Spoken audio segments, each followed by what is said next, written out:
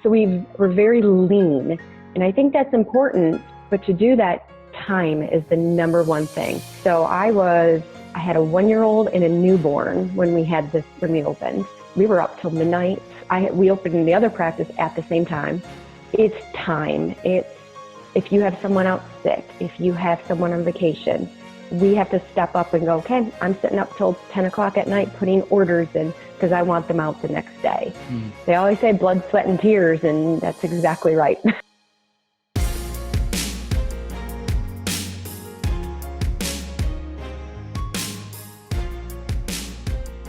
Hello and welcome back to another episode of the 2020 podcast, bringing clarity to business, entrepreneurship, and life. Thank you so much for taking the time to join me again. We are definitely going to be having a fantastic episode today because I have a wonderful guest that I'm sure many of you have met before, Dr. Rachael Wruble. And in case you haven't met her or heard of her before, she is the president of the North Carolina Optometric Society, co-owner of 3 optometric practices. She was named the 2017 North Carolina Young Optometrist of the Year, 2018 Young Optometrist of the South, and a Thea Award winner from the Women in Optometry. She lectures all around the country about business and finance and other topics. She also happens to be a Tom Brady fan, which I happen to be partial to. And actually, Rachael, I think we share the same birthday, if I'm not mistaken, October 21st? 20th. Oh, you're the 20th. Oh, we're close enough. You're still a Libra, so we're good. So anyways, that still makes you very special. And on top of that, she is a wife and mother of 2 beautiful girls. And so she's a very busy lady. Thank you so much for being here, Rachael. I really appreciate you taking the time to join me. Thanks so much for having me. And just so you know, we're not Libras anymore. Astrology all changed. I had no idea. Yes, I know. I just found out too. We're something else. What does that now. Make me now? I'm so lost. Maybe a Capricorn? I don't even remember, but we're not Libra. Oh my gosh. I actually never read horoscopes. I just assume I'm a Libra and other people take that for whatever it is. So, okay, well, I'll have to look into that now. Well, all the other stuff is still true. You're still a Tom Brady fan. Yeah. And you told me an interesting story that I really wanted to ask you more about, but I was busy with patients during this today. But you told me that there's a history there, running joke that you married Brad because he looks like Tom Brady. And yeah, we've had a lot of stories with that. And you were on Good Morning America. I wanted you actually, if you don't mind, telling me a little bit about that experience. How's it going, guys? I just want to take a quick minute of your time to introduce you to a new service, a new little bit of technology that's going to become invaluable to us as eye care providers in the very near future. As we know, online services like e-commerce and telehealth have blown up during COVID. Their accelerated pace has really changed the eye care game, and it's time for us as eye care providers to make sure we are on top of these services so we're providing the best level of care for our patients. And I'm very excited to introduce you to a company named LensBox, which is going to combine all of these online services like e-commerce, telehealth, subscription models, contact lens sales, eye drop sales, you name it, all into one tidy little package for us to be able to communicate to our patients much more clearly. So keep it locked to learn more about LensBox. In the meantime, go to shoplensbox.com or just send me a message on Instagram, Facebook, LinkedIn, wherever you like to learn more. I'll be coming to you with more information real soon. Until then, enjoy the rest of this episode. I'll talk to you soon. Oh, it was so cool. We actually were flying up for a Patriots game at Foxborough and stopped in New York City. And we're like, well, let's get in line for Good Morning America at 4 a.m. We're like, let's see if we can get seats. Yeah. They ended up putting us in the very front row, right next to Robin Roberts and Michael Strahan. And during the commercial breaks, they actually sit and come and interact with you. Oh, that's great. And Michael Strahan and Brad just like hit it off. We're talking, and Robin Roberts came over and said, "You look just like Tom Brady." And I just started laughing because people have told him that for years. Yeah. And so every commercial break, they're like, "Tom, what do you think of that?" I'm like, "Oh my gosh, now they're calling you Tom." That's so funny. That's awesome. What a cool experience. That's awesome. That's great. Well, ODs out there who are following you, anybody who is following you on social media knows that one area of expertise that you really are fantastic at is the business and the finance side of things. And you do lecture and you have been lecturing still on these types of topics.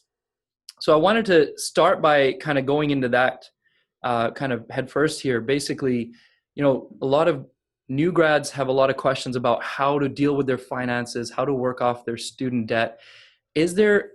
Are there certain mistakes or kind of common flaws you see in a lot of young ODs when they come out of school, their approach maybe not being right? Is there something that you see there that needs to be corrected?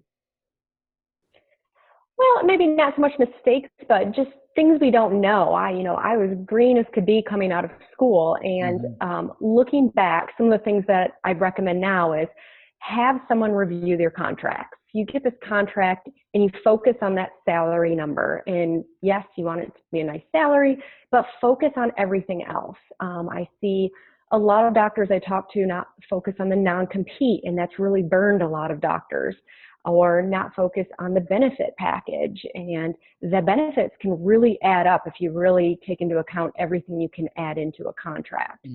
So just some of the things to be aware of, making sure, I wish, looking back, I would have started a Roth IRA when I was in school. And so I'm like, gosh, if I would have done that, how much money would have already made now having that extra few years?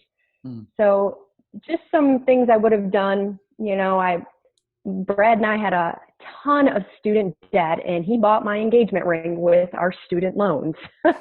And so I'm like, maybe I appreciate it, but I'm like, gosh, we had all that student debt to pay back.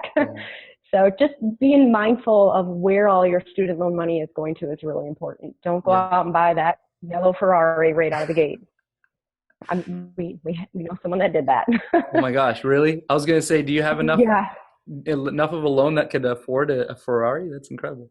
Yeah, he used it with his first, he took out a loan with his first job, and we've talked to him 10 years out, and he still has student debt. And that's a big thing I'm very proponent of. Get rid of that student debt, pay it down, take that extra job on the weekends to start making that extra money. And that interest is killer. If you really look at how much you're paying over time, just start nailing down one day at a time. And lots of ways to do that too. Yeah. Well, any specific or maybe a few techniques or tips that you might want to share with the young ODs out there who are working off that student debt? Yeah. So we did a modified Dave Ramsey, and we didn't know who Dave Ramsey was when we started this, but I took 3 envelopes. One was for entertainment, one was for gas, and one was for groceries. And I said, this is how much we're spending a month. And granted, both of us had totaling over $250,000 in debt of student loans. So every month we'd put that cash in the envelopes, go to the grocery store, buy the groceries. At the end of the month, we'd kind of see where we had money left, what envelope was completely empty, and where we had to figure out what to do. And we really got creative in figuring out, here's free things to do in this new city we live in and not having to spend money. But we still traveled to Europe. We traveled all over the U.S. And had all that debt. We just did it in a more frugal manner, not whining and dining ourselves like we thought we would, and hopefully someday will. Yeah. Well, I think that's a really, really important approach, and having that creating that specific kind of guideline for yourself, I guess, is like, here's how much we're going to spend on this X, Y, and Z. I think that really helps if you create that in the beginning, and then you just know it becomes somewhat automated at that point, right? Which is so important. Every time I've spoken to anybody in the financial world, a couple friends who are financial planners, that's what they say is try to automate as much as you can, create those pockets, those envelopes, if you will. Things become a lot easier versus just kind of guessing on a month-to-month basis. That's really important. It is. I think you just don't realize like how much you eat out, how much lunches you could be making, or how many dinners you're going out to eat. And it just made us aware and conscious. Once we had that debt paid off, and we had all of that paid off in 4.5 years. Wow. And now it's just ingrained in us how to live. So we're not living this lavish lifestyle outside of our means. We're very comfortable, and it's just, that has really set us up over time. Yeah, that's fantastic. Would you say, do you see different patterns in older ODs, not necessarily older, but people who've been practicing for a few years? Do you see similar patterns or different patterns? Any other, I guess, mistakes or lack of information that you might see in that kind of demographic? Yeah, so I've talked to some ODs that, maybe in the retirement age, and a couple of things they've mentioned is learn billing and coding. And then, you may be coming out of school going, I have no idea how to bill and code and use those Mm, modifiers. Take those courses. They may not be your certified credit for your license for your state, but they're so important. I have this motto and I've always lived by it: work smarter, not harder. What we can see 8 to 12 patients a day and make the same amount down the street as someone seeing 20 patients a day. yeah. And you really just have to figure out insurances and billing and coding. And talking to a practice that I did buy out, he said, oh, that was never my forte. I just didn't deal with it. But that is a huge part of business. Yeah. So really, if you look now, that's what I'd start learning a lot of. Yeah, that's fantastic. I guess in that there's a quote that I've heard a few times, and I think that falls within it, is working on your business versus working in your business. I think that's something as an owner you have to learn to do at some point, right? You got Very it. important. Well, on that note, speaking of business and being a business owner, you are a multiple business owner, 3 practices, if I'm not mistaken. Have you added one in the last couple of weeks? Or the way you're going, it wouldn't I'm be a working surprise. on it. There you go. Okay. All right. That's breaking news right here on the 2020 podcast, Yay. Dr. Wruble. Well, tell me about, if you don't mind, we're going to delve into this a little bit more, but how do you manage the 3 different practices? Obviously, you're not at every single one every day. How do you split your time, and how do you make sure you're overseeing all of those practices? Yeah, I find I really enjoy overseeing all the practices, kind of being an administrator, for lack of a better word. So I have a Google Calendar. I have numerous colors going. I figure out, where I need to be, where all the doctors and the staff need to be for which day at which office, and I set it up monthly. So Okay. they all can see it. Everyone has a shared calendar. Myself, my husband Brad, and my partner, Dr. Ryan Court, we all can see each other's personal calendars, which is really nice to figure out for vacations and meetings, who's Mhm. going to be where. So that's first and foremost, figuring out where to be. I always like to, I call them surprise visits. So there's one office that I may get to once a month in work there. Sometimes I it's not see. even once a month, but I like to pop in there and I walk in and surprise them, and it keeps them on their toes, I Yeah, tell you. no When kidding. I walk in, they're like, is it bad? Is it good? I'm like, no, it's all good. Just came to say hi. And just always, you want them to know, like, hey, you're involved, you're there. Yeah. And we use an app called Slack. So Oh, yeah. every day I'm communicating with my staff at all and doctors at all the offices. I talk with my docs about billing and coding. I talk with my staff about everything regarding patients. So it really keeps me in the loop of what's going on. Oh, that's amazing. And that's so far beyond my ability to coordinate and organize my own life. It's crazy. My wife and I are still trying to figure out how to keep our calendars linked so we know when to book appointments for the kids. So the fact that you have that, that's incredible. And Yeah. definitely have a lot to learn from you on that front. That's for sure. Uh, so on the topic of these different practices, 2 of them are sublease practices. Is that correct? They are, yes, Next door to Lens Crafters, and you have 1 private practice. we do. I'd like to dig into the private practice side for a minute, and then I want to get your take on the whole kind of comparison between the 2. But I've personally, received many questions over the last, couple of years or so about what it takes to start a private practice. Now, I think I just heard you say you bought yours out. Is that correct? Or was that a different practice you're That was referring to? the sublease actually that Oh, I okay. took over from the older doc. Gotcha. Okay. So, a lot of younger ODs or, maybe practicing ODs who are interested in trying to determine whether they should buy somebody out, or maybe if the opportunity is not there, what does it take to start cold, to start a private practice cold?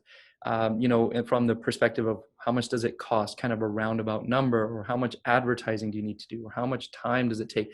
It's hard to put, precise numbers to all of those different categories, but I'd love to get your take on what your experience was with Belmont Eye. Belmont Eye. Um, and how long has it been open? How much time have you invested, and all those different things? Yeah, so my husband opened Belmont Eye in January of 2017. And we bought the building. So I'm all about buying commercial Mm. real estate versus renting. And we actually have another company my husband and I run where we have rental properties, commercial and residential, and just kind of something else to do on the side, add to our As plate. if you don't have enough already. I I get it. know, I know. So we came across the building. We loved it. It's on a historic main street. It's perfect. Bought the building with a loan, and then had to start the practice. Well, you're living with two people that had so much debt that we're frugal McDougal. We're like, okay, we're going to do this the most inexpensive way possible, make it different. We wanted boutique up front and medical optometry in the back. Mm. And so we worked with a couple companies that some of our equipment came from them when we had to use their labs. Zeiss has been wonderful for us. I mean, we've got Zeiss exam chairs and split lamps and 4-opters in our rooms, and we're essentially on loan. As long as we use their lab, they write off the cost of our equipment, which is amazing. Yeah, that's incredible.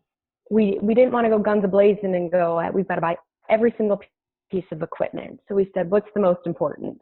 The Topcon Maestro we have, which is an OCT, a retinal camera, and a pachymeter, and anterior side camera as well.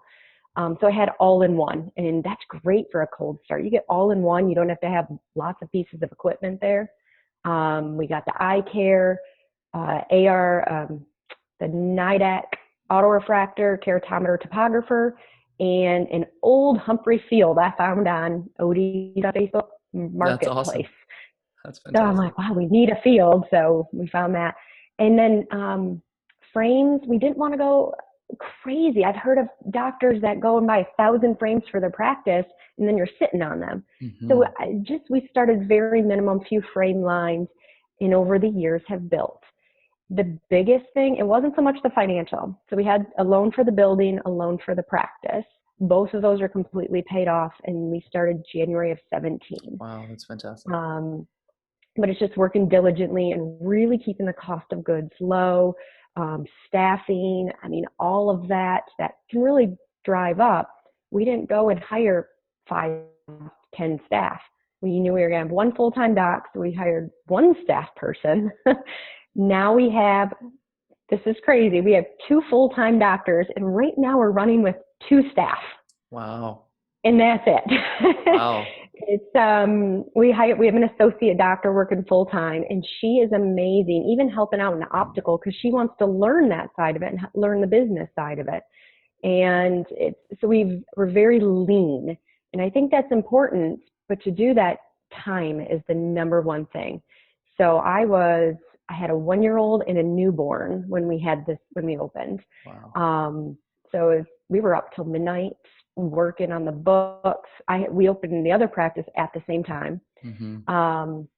It's time. It's if you have someone out sick, if you have someone on vacation, we have to step up and go, okay, I'm sitting up till 10 o'clock at night putting orders in because I want them out the next day. Mm. And knowing that you're investing all of that time back into the practice, and if you're okay with that, that's the way to do it. So it took a lot of time. They always say blood, sweat, and tears, and that's exactly right.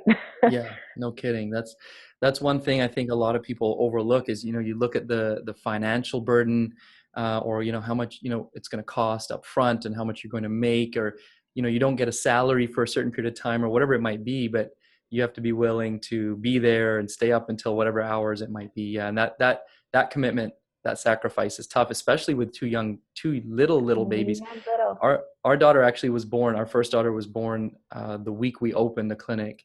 So I was off work for a couple of weeks to begin, but that was then splitting my time between the sublease, the private practice, and family as well. So I definitely feel that burden quite significantly. Wow. Yeah, Brad upfit the building, and he would be there till 4 a.m. Wow. Because he demoed it and he did the main renovation. And I'd call him. I'm like, you have to come home and sleep a few hours. And fortunately, it was a few blocks down the street from where we live. But it's putting in and investing that time. Looking back, we're like, that was like a year of hell. Yeah. But it was worth every moment. You guys are such an incredible example of what hard work and work ethic and understanding what it takes, to be lean and to do it that way. That's such an incredible example. So many people can learn from that. There's a couple of things that you've mentioned through this. I feel like there's somewhat of a common thread here in that, when you started practicing and you're trying to pay off the student loans, and then when you opened your practice, in both cases, when you're being so conscious of the cost and where, the money in, the money out, you have to be willing to, I guess, in a way, be humble and not be caught up in the flash, in the oh, now I'm a doctor, I want to spend my money, or now I'm a brand new practice and I want to look like I got all these different frame lines and all these different things that you easily get caught up when you're trying to compete with other people. I think that's so important. And definitely when we opened our practice, I felt the same way. I actually wanted to just like you did, have very few frame lines and try to make it more boutique-y. And then a few of my colleagues who are doing well and have been practicing longer were like, oh, no, you have to have minimum like 600-700 frames on the board, like up to 1,000 or 1,200. And I was like, that's insane. How am I going to afford that? And, we kind of found some kind of happy medium, but it's easy to get caught up in that when you hear those voices from other people around you. So It really is. And I always say we're not here to compete against anyone. We wanted to do our own thing. And if it was different from somebody else, then that's going to set us apart. And so the frame lines we chose all had stories behind them. Brad's Polish, and so we found a frame line from Poland that he loved. Oh, that's cool. Paris is one of my favorite places. We found one that was from Paris. So it was just different things, and we tell patients the story too. Like maybe it's a recycled frame, or maybe it's a lifetime warranty on the frame. So it sets it apart. But we're running in that practice with 400 frames, and our capture rate is really high. So we've really been fortunate to try to meet the needs of patients too. That's fantastic. And that's another example of working smarter, not harder. If your capture rate is high, then it doesn't matter how many frames you have, really. So switching then from the private practice to the sublease practice, this question comes up all the time. And I know I've asked you this before when you were on our group chat webinar a couple months back, but could you lay out a few pros and cons versus a corporate versus private, some benefits to going one way or the other, if a new grad or an optometrist was considering one or the other? Yeah, so when I took it over, which happened to be the same year the private practice opened, I thought, oh, this is a one-year thing. I'll be done. This will just help build cash flow. And I ended up loving it. So I really feel if someone's going, I only want private practice, really step back and be a little more open-minded, because I feel the subleases I have absolutely are private practice. I treat it like that way. I run it that way with medical insurance. All the medical procedures I do there, I do at the private office. It's the same procedures. There's nothing different. Some of the pros to private practice is I have all the holidays off. I can, take off whenever I want, not work weekends. So that's really nice. Where the sublease, I'm required to work weekends, and I do have a lot of fill-in doctors, and a lot of them are younger doctors. I'm telling them, pay off that student debt. I did it. I worked 7 days a week. Now I'm trying to educate and mentor younger doctors to do the same. So a lot of them do work weekends for me. So that's, a little bit different there. One of the cons that I've seen is private practice. A lot of patients may come back and go, this frame's not working, or I don't like these glasses, or this progressive, I have to tilt my head up and down. So you hear a lot of optical things. For my sublease, I don't hear any of that, which is, nice. Our optical next door, they triage it. They have a checklist they go through, and it's very, very rare that those patients are coming back over for a refraction or RX check. So that's nice that you don't have that. But as far as how they're run, I employ my staff at all the offices. So it's my own staff. They get all the same benefits. They get the same, what's happening. The patients get the same experience too. So I hear there are a lot of cons in sublease, but it is what you make of it. In mine, I run like a medical private practice. Yeah, it's funny when I was in school, it was like I don't know who did it or where it started. Honestly, it just sort of like was this omnipresent like thought or like understanding that corporate was bad. You just don't want to go to corporate. Right. And Oh like if yeah. you go to corporate, and if There's I a stigma mention it, about it. yeah, like in if I mention it because a couple of my mentors back home were happen to be owners of sublease practices, and if I brought it up, people would be like, "That's what you want to do?" I actually didn't know I wanted to do it. I just knew that was an opportunity for me if I wanted it, and so I started working it. And then even when I would tell people when I was working, or now since we've owned this practice now 7 years, I would almost have to be like coy, but like I have a practice. I don't mention that it's sublease because I know people would judge me. It's so weird because I'm the same way as you. Like when I'm sitting in here, I feel the exact same way as when I'm sitting in the other practice. Speaking to a patient, I'm making the Hmm. same types of recommendations, all the other stuff. But you're right. There's a little less pressure from the optical side of things because that patient, that's not your business dollars, right? That's somebody else is going to be taking care of that optical side of things and making sure that everything's taken care of there. So definitely some pros and cons. Um, Yes. so your husband is your business partner at the private practice and in other areas, Yes. but in the sublease practices, it's our good friend, Dr. Ryan Court. Is that correct? Yeah. Absolutely. He's my And awesome partner. everybody loves Dr. Ryan Court. Just want to give Ryan a shout out. Hey, Ryan. Um, Heck yeah, he is amazing. So I know you guys have so much love for each other. It's so cool to see, and really aspirational for anybody who's looking to work with a business partner to like aim to have a relationship the way you guys. Because I've spoken to Ryan about it multiple times as well, and he tells me how you guys kind of split the duties and that type of thing and what your responsibilities are. But I'd Mhm. love to get your take on it. What in your mind does it take to find a good business partner, or what is a good business partner in your mind? Yeah, it's kind of Brad and Ryan are both the yin to my yang type of thing. It's they have strengths that I don't have. Ryan can run circles around that internet and technology. And, before I met him, if you said, well, how's your SEO? I'd be like, huh, what's that? Yeah. And he has just, our marketing and advertising budget at all the offices is zero. I mean, we don't spend money on it. And Ryan is just amazing. He can really set up a website and filter everything that he needs to. He's got reviews coming in left and right. He is just amazing with the content. He's also just incredible with our staff too. If something's going on between staff, it comes up and he can just sit and talk through it with everyone. And he's just got that such great skill set. He's a people person, Yeah. and patients Mhm. love him, staff love him. So we definitely have different areas that are our strengths. I'm more of a analytical, show me the numbers. I like my spreadsheets. Mm. I may inundate Ryan with too many spreadsheets sometimes, but it just kind of outlining the practice and how to build it from that sense. So we really kind of complement one another on what our strengths are to come Mm. together and build the practice, and open-minded to everything that changes we want to make. It's like, hey, let's try it. If it doesn't work, we'll do something else. And Mm. so it's really been an experience to find someone opposite of yourself. Opposite.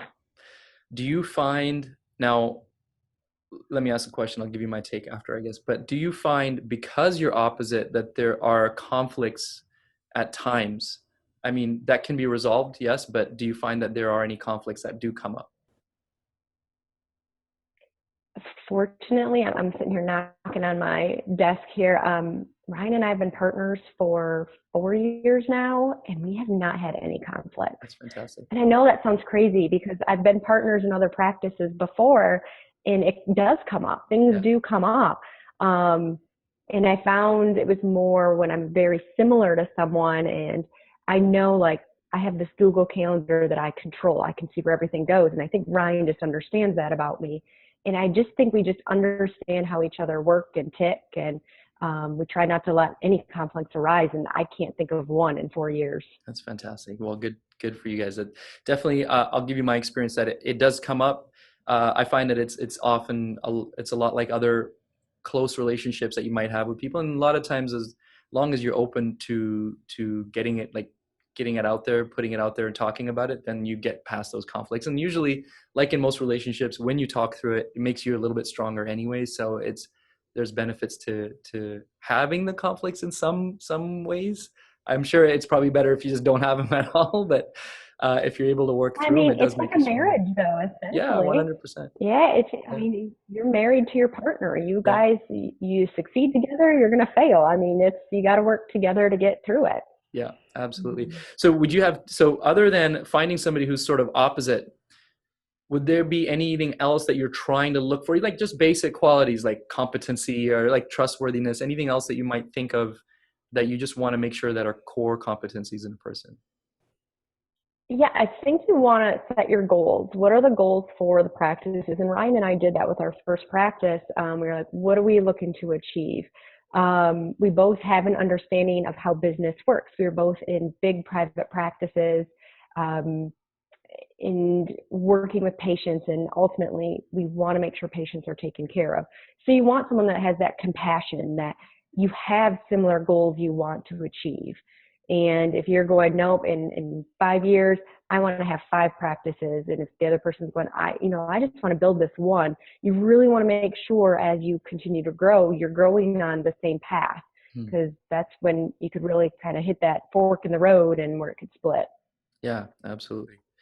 I think that's actually a good way to lead into the next topic, which, you're talking about planning and having the goals and that type of thing. And you have to be one of, if not maybe the busiest person I know, or the one of the person who has the most on their plate and most on the go at any given time.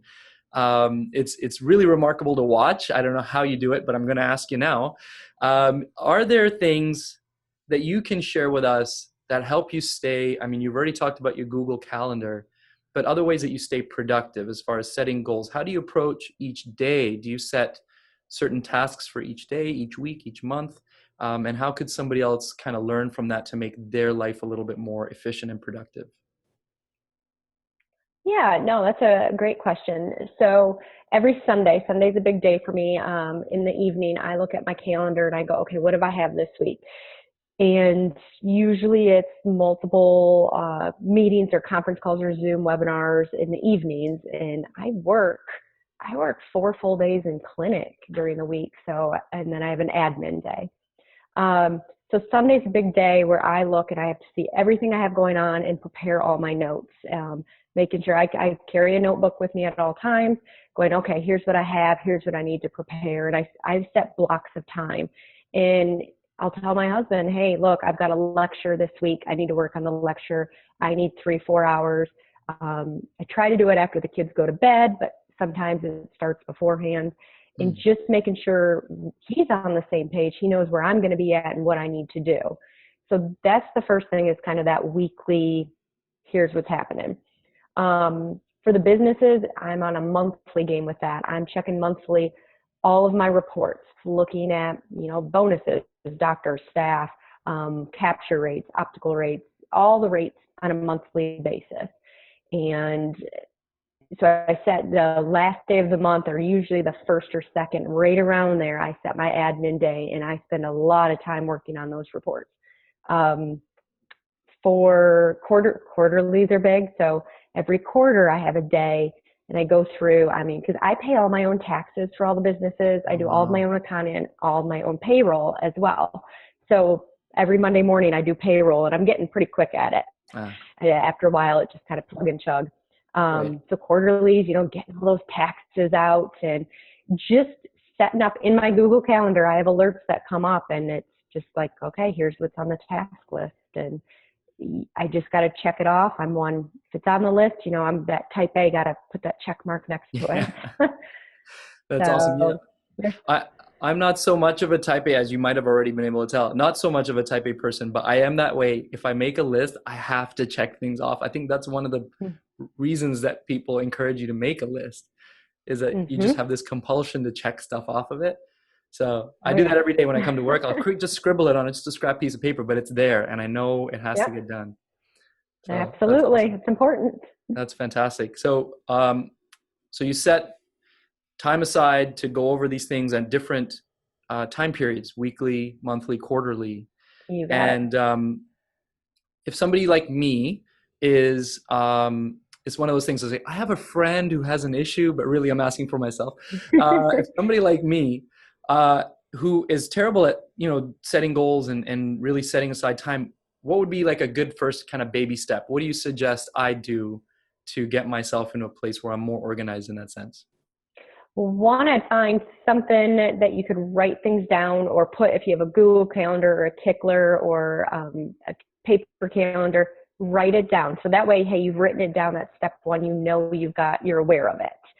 And then maybe each day just look at and prioritize, okay, I've got to work on this, and set aside whether it's 10 minutes to do a partial little task, just to even say, okay, hey, I looked up this journal today.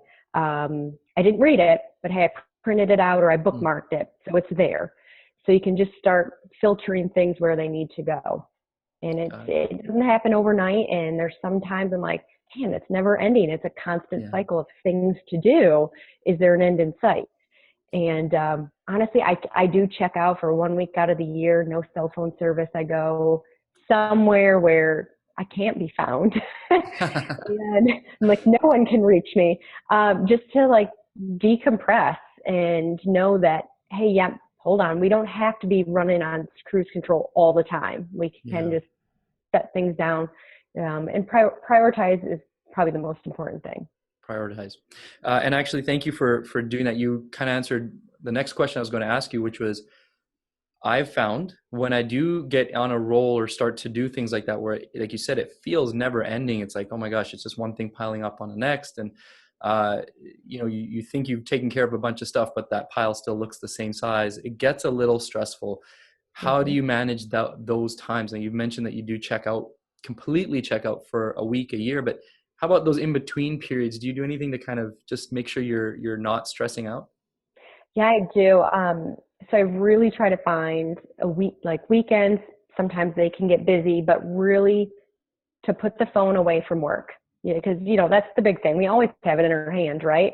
Where I can check my EMR system on my phone. I can check the schedule. I can check all the social media platforms. Set it aside and go hang out with friends, family. Do something where you're not thinking of work, because if we're constantly thinking about it, then it's not fun anymore. And work, we don't want it to be work all the time. We want it to be fun. We want it to be exciting to go someplace every day and see these patients and take care of them. Yeah, that's a good piece of advice for sure. Something that I struggle with from time to time. I go through waves. I think I saw maybe a post that you had done on Instagram that it kind of made me think of it. Like I go through waves of these like motivation and not so motivated. And sometimes I feel a little lazy. Sometimes I feel like I'm like running on full throttle. And it took me a while to kind of learn that it's okay to go through those ups and downs. I think I used to get stressed about, I'm not being productive right now, but it's actually probably a good thing, healthy thing to go through those periods anyways. It is. We just need to step back and kind of look at the big picture in our life right now. What's ultimately important for me. My family is number one, and if I just keep continuing and going, I'm going to burn myself out, and that's terrible for everyone around me. Yeah. So really, just kind of stepping back, taking that breather, focusing your attention on something else, and that's going to be helpful long term. Yeah, that's excellent. So we've mentioned Brad's name a bunch of times, and I feel like I should pay him a little more respect and have a little bit of a conversation about him. And in particular, there's other people out there in different realms who do work with their spouse. I don't. My wife is in a completely different industry, but curious to see. I spoke with, I'm not sure if you know Sheena Taff, optician about town. She's so amazing, and her and I were talking, and her and her husband work together, and they're very specific about, they have certain boundaries about talking about work at some places and not at others. I wondered if you and Brad have anything like that, any boundaries or specific rules about work and home. Yeah, so Brad and I, this Friday is actually our 10-year wedding anniversary. We've been together congrats. 15 years. Thanks. And we always said we would never, ever, ever work together. Like that's not what we wanted. And here we are owning a practice together. Awesome. It happened, and we're like, wow, it was awesome. We're glad we didn't do it right out of the gate. We're glad we waited and grew individually as optometrists and then came together. But for us, we have found we love working together. Patients get a kick out of us in the practice because we're always messing around and joking with one another on the That's days. fun. We don't work every day together. Yeah. Right now, we're just 2 days a week together, but patients will, they'll heckle with us and who's got the better doctor today. And That's awesome. so we said we just have to keep it light and fun. That was our goal of the practice, is not to be serious, not to have any animosity, anger. We want it to be fun. Mm. And then when we come home, it's about our kids. It's not about work. It's not about, hey, how did we do today? How was the staff? Did we get those orders out? Unless someone's sick or on vacation, we jump in. But it's really just going, okay, now it's family time. Let's talk about other stuff. So we try not to bring work home unless we absolutely have to. Mm-hmm. And we try to make sure, again, setting it up, he's my partner. So we want to have the same goals. We want to be on that same path and know that, are we achieving our goals? Because that's just a win-win for both of us then. Yeah. So it's, That's and our families definitely don't like when we talk optometry. So we try to keep that down. Yeah, that's fair. That's fair. Well, the final big topic I wanted to talk to you about was, you are president of the North Carolina Optometric Society. Yeah. And I'd love for you to, what an incredible achievement. First of all, congratulations, because I believe what's the right term? Inaugurated this, is that the right word? Installed. Installed just this year, a couple months ago? June. Yeah. June. Amid all this chaos. So, Virtually. I'd love for you to, congratulations and well done, because I'm sure you're doing a fantastic job already with all the craziness that's going on. But if you could just share a little bit about what it's been like, what your job is like, how it's been for the last couple months. Yeah, so I thought, honestly, when I got installed in June, I'm like, oh, this is going to be a cakewalk here. There's not much, a lot of meetings are virtual. Right. We don't have anything in legislation. Hey, what can I work on? It's not going to be too bad. No, day one. Day one was a test for me, and it has been ever since, but in the best way possible. We have a lot going on in the world right now, and it's really important. I felt we jumped on it and said, hey, we're going to make change within our own society, with our association. And it has been change ever since, with massive new optometrists coming together, working on it. I formed 4 new committees that have never been a part of the state society before. One is the Young OD committee. They're really focused on those young optometrists. We have a diversity and inclusion committee, which I feel in this day and age is so important. I mean, we need to see this change happen. And I truly feel where the committee is going is just phenomenal. So we have big things coming there. We have an ethics committee looking at all the bylaws this year, which bylaws, they're there and they've been there for years. Maybe it's time to look at with the change happening. So a lot of new exciting things within our society, not just with the legislative factor and looking at what bills and scope, but the whole being inclusive and having all optometrists involved and work together in our state was really important to me. And focusing on patient care, we've got some great programs coming in out for our community. So I'm really excited that just because it's all virtual doesn't mean we can't do anything. We really have a lot going on. Even with all of that, the fact that everything is virtual and people's focus is all over the place, you still managed to do so much in such a short period of time. It's amazing. Well, Congrats. we're trying. We've got, it's really all my committees. We have awesome committee chairs and committee members that are taking it upon themselves and setting their goals and getting the work done. And, I'm watching through the reports. I hear it's my Google Sheets. We all can write in everything that we're doing, all the goals, and see and follow along. And it's been incredible, actually, just these few months and what has happened already. That's great. Great job. Would you have any advice now in your position? And, there's some things happening with the new FTC rules kind of coming into place and the kind of the chatter around that, or just in general, any advice or suggestions that you might have for ODs in general across the country, across North America, that you'd like to share? Get involved. That's my number one advice for ODs, young, any age, get involved. In order for our profession to move forward, we all need to be involved and aware of what's going on. Mm. Learn who your legislators are.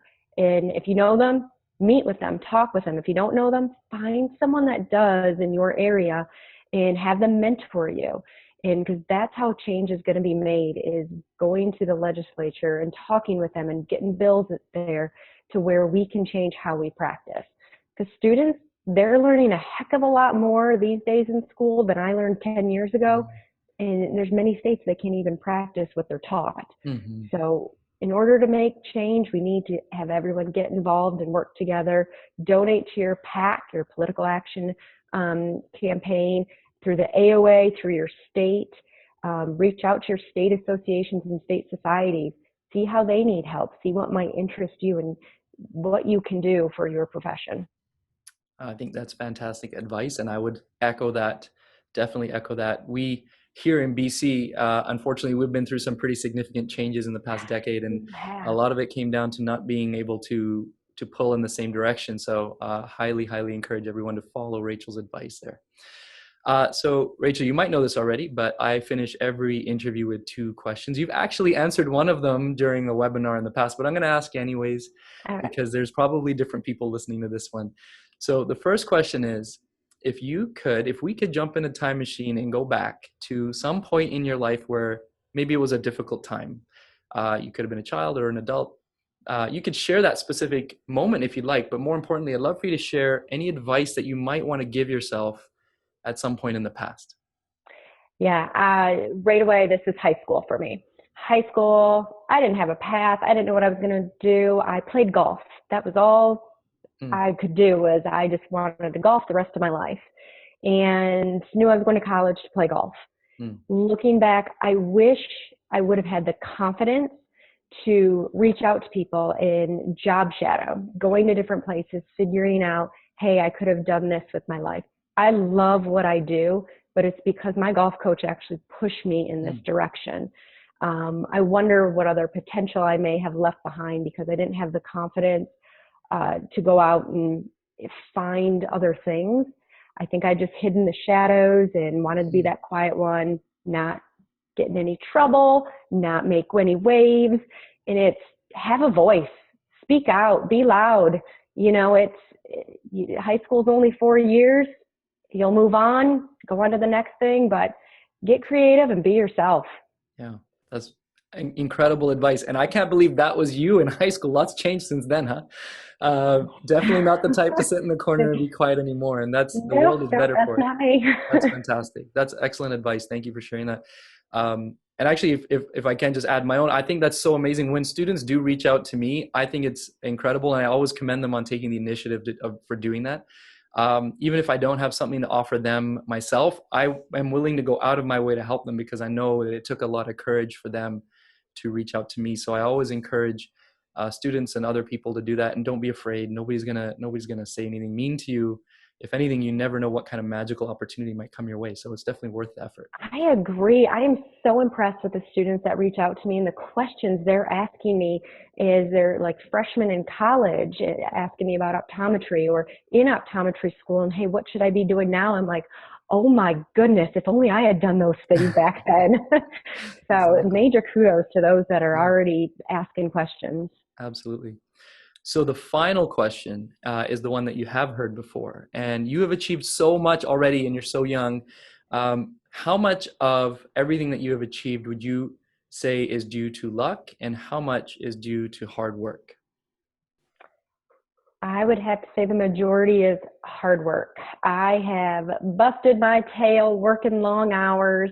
I can look back and say it was totally worth it because I'm at a place in my life where I can take vacations. I can take the day off from the office and not stress that I don't have that paycheck for that day. You know, I've worked really hard to get to this point, and I still love what I do.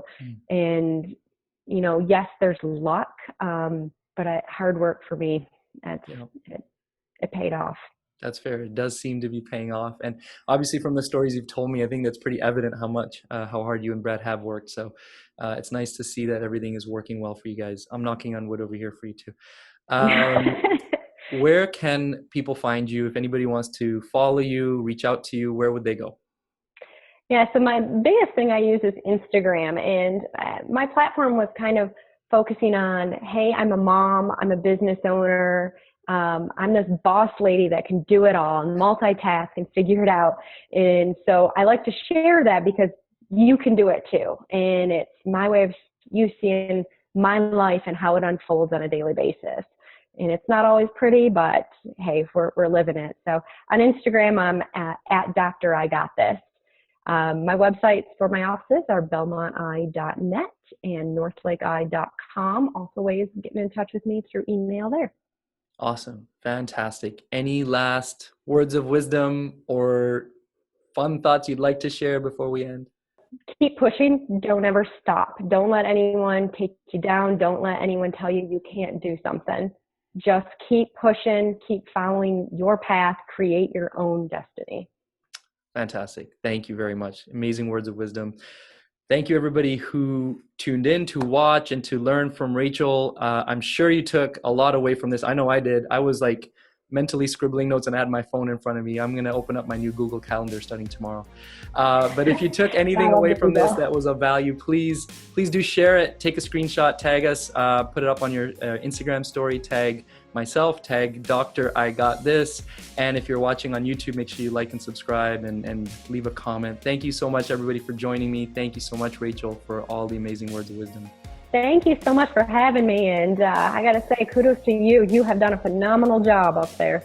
Thank you so much. Thank you. I appreciate that. I'm sure we'll meet again here, but thanks again for this. All right. Take care. Thank you. Bye.